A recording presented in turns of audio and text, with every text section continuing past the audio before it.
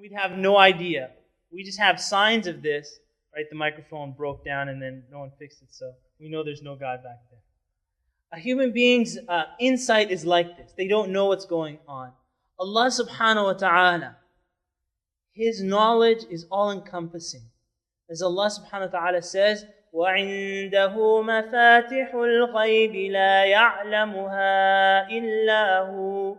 Allah subhanahu wa ta'ala says, وَعِندَهُ مَفَاتِحُ الْغَيْبِ, that He has the keys of the unseen. No one knows it except Him. وَيَعْلَمُ مَا فِي الْبَرِّ وَالْبَحْرِ, that there's nothing.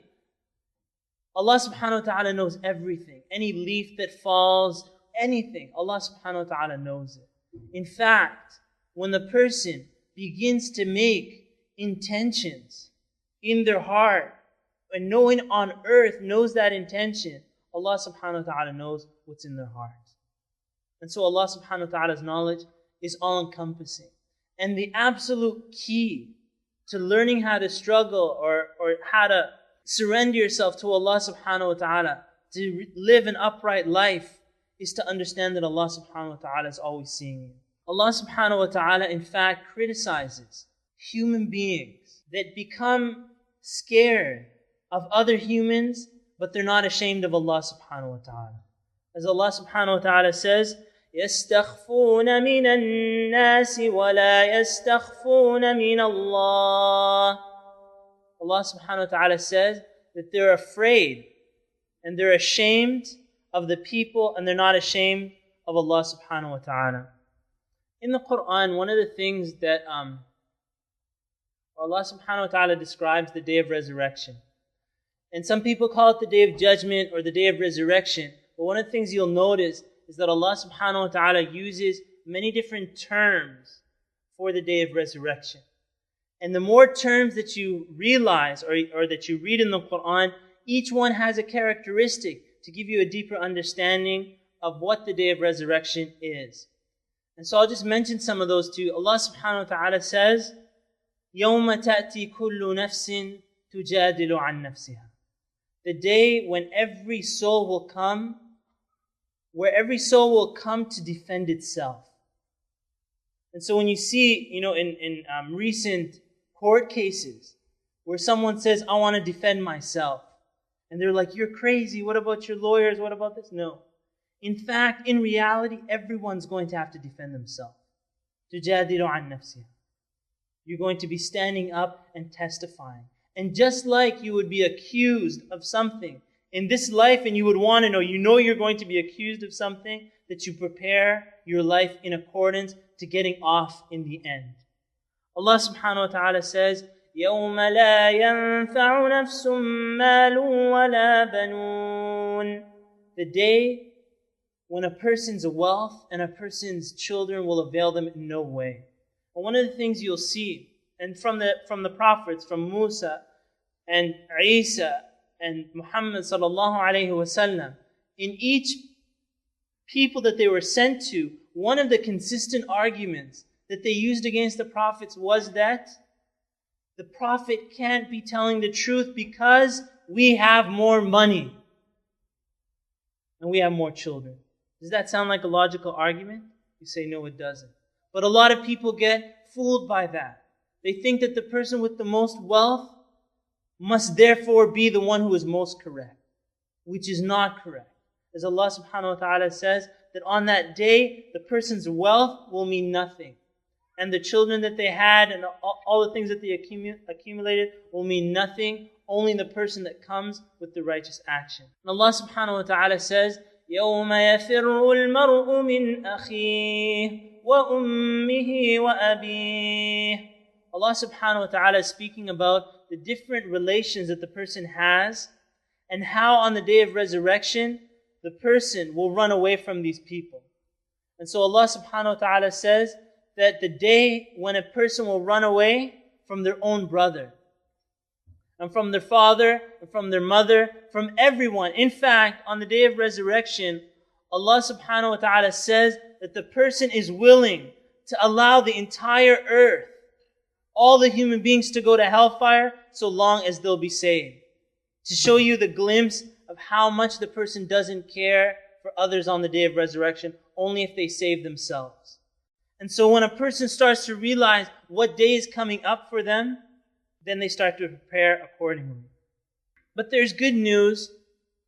And if you look at people, and this good news is that Allah subhanahu wa ta'ala is our creator. He created us. And so when you see people that talk about, the path to happiness in life, really what they're doing is they take the deen of Allah subhanahu wa ta'ala and they put kind of a secularist label onto it. But it is deen, because Allah made us in a way that our happiness only comes from turning to Allah subhanahu wa ta'ala. I'll just give you an example of that. A motivational kind of those how to be happy speakers will tell a person that if you want to be happy, you really want to be happy, wake up before you go to work and go do some exercise. If you really want to be happy. So the person, he says, don't exercise in your home, go out in the street and exercise.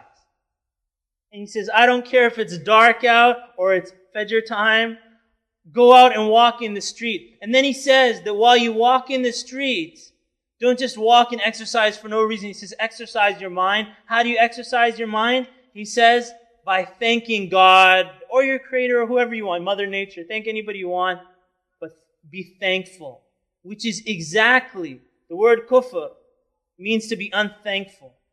In its original literal term, means to be unthankful. Kafir is someone who's unthankful, basically, that they hide the blessings of God underneath the rug. And a Muslim is someone who's thankful. And so if you're Muslim and you're not spending that time being thankful, then you're not really understanding the essence of being a Muslim and surrendering yourself to Allah subhanahu wa ta'ala. And so as I listen to this person speaking, I realize that this path of happiness, the whole point is for this person to emulate the life of a Muslim. And when a Muslim stays away from their deen, and then they come up at the end of a lecture like this and they say, I'm not happy, I would say, go back and practice your deen. And actually surrender yourself to Allah subhanahu wa ta'ala. Because it's not only just a virtuous duty that you have to do, it's for your own benefit. It's so that success comes to you in this life and in the hereafter. And of that first level of success is happiness, which everyone is looking for. As Allah subhanahu wa ta'ala says, فَاذْكُرُونِي أَذْكُرُكُمْ. Remember me and I'll remember you. And so you're going on the bus or something like that. You want Allah subhanahu wa ta'ala to remember you. When other people are listening to their music or others are reading this, reading that, you sit back and you start remembering Allah subhanahu wa ta'ala. And Allah subhanahu wa ta'ala will remember you. And I'm telling you, that is the juice of your life. The happiness comes from that. Of sitting down. And I'm not just saying after salah, subhanallah, alhamdulillah, Allah Akbar, doing it voluntarily. When you're on your own and nobody requires of you to do it. And you come closer to Allah subhanahu wa ta'ala with those nawafil. In Islamic history, there was a man by the name of Nuh ibn Maryam. He was a very righteous man. He had some servants. And one of the servants that he had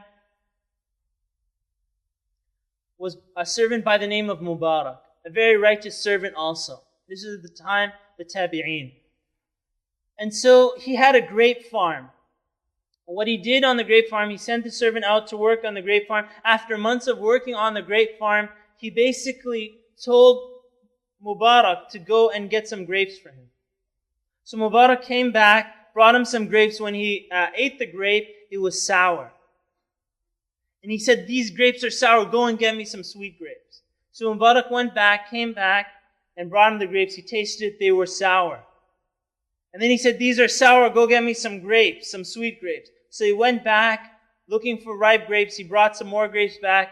Nuh ibn Maryam tasted they were sour. And then he got really angry. And then he said, don't you know the sweet grapes from the sour grapes? And Mubarak said, no, I don't. He said, my job was not to eat the grapes. My job was to work on the farm and not steal a single grape. And I've never tasted a single grape after all these months of working.